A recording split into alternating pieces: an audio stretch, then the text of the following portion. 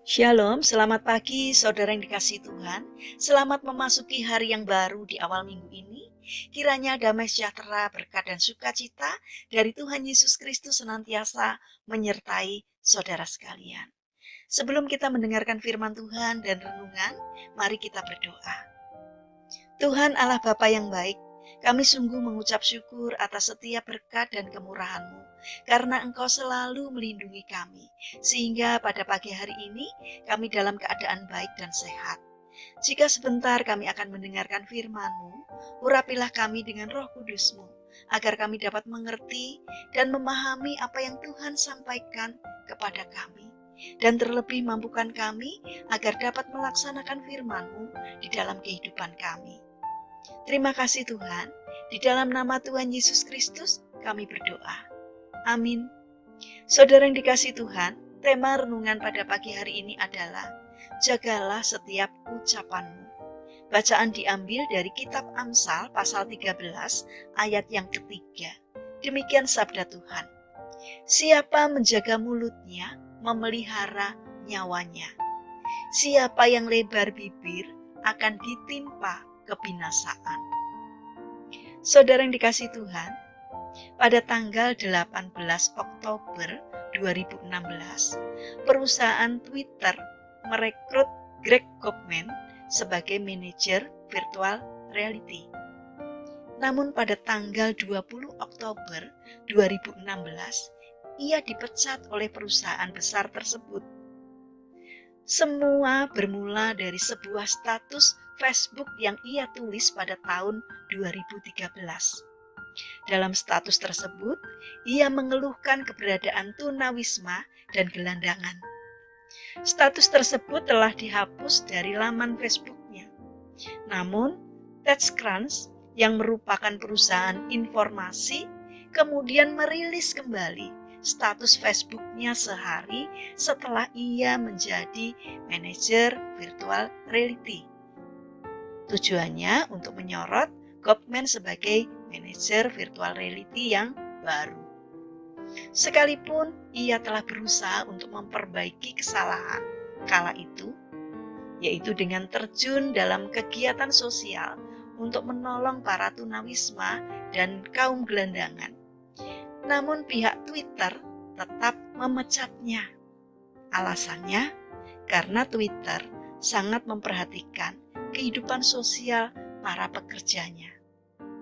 Saudara terkasih, kita hanya bisa memperbaiki kesalahan.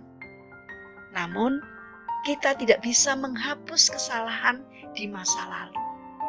Karena itulah, setiap detik yang dilalui harus dijalani dengan penuh hikmat. Bila kesalahan di masa lalu dapat menghancurkan masa depan, maka kebaikan di masa lalu pun dapat mencerahkan masa depan. Posisi sebagai kepala virtual reality di perusahaan sebesar Twitter adalah sebuah prestasi yang gemilang. Namun, semuanya hilang hanya dalam hitungan 2 hari. Prestasi, posisi, dan harta yang seharusnya dapat dimilikinya lenyap seketika karena tidak dapat mengontrol kata-katanya di masa lalu. Saudara yang dikasihi Tuhan, belajar dari kisah Goffman, kita harus lebih bijaksana lagi dalam menjalani kehidupan ini. Entah melalui ucapan, sikap, maupun tindakan, harus selalu berhati-hati. Orang-orang yang melakukan kesalahan sangat mungkin tidak akan menuai kebaikan atas kesalahannya di kemudian hari.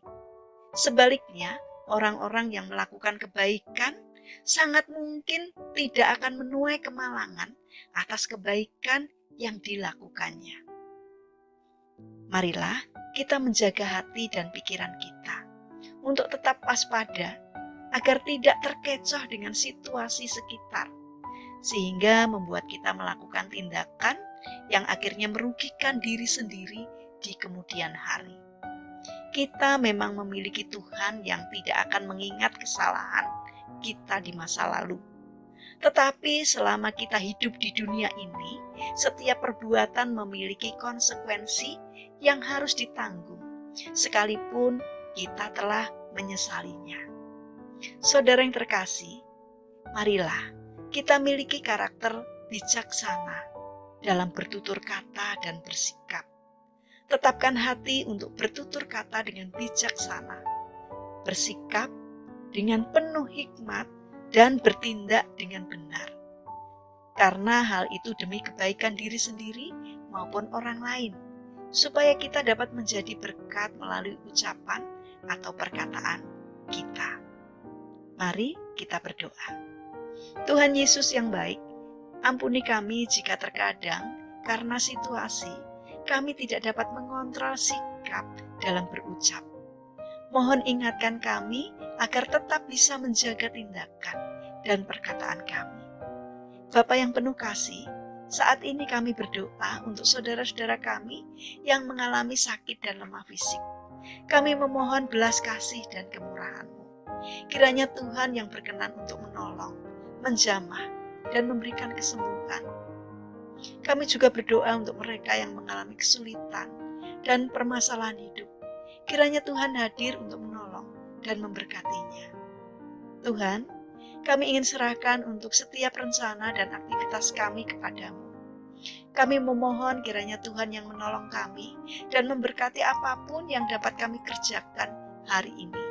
Kiranya apa yang dapat kami kerjakan tidak hanya mendatangkan berkat bagi diri kami sendiri, tetapi juga bagi sesama kami. Terima kasih Tuhan atas setiap kebaikan dan berkat-berkat-Mu. Di dalam nama Tuhan Yesus Kristus kami berdoa. Amin. Puji Tuhan, saudara yang terkasih, kiranya firman Tuhan dan renungan pagi ini dapat menjadi berkat bagi kita semua. Haleluya.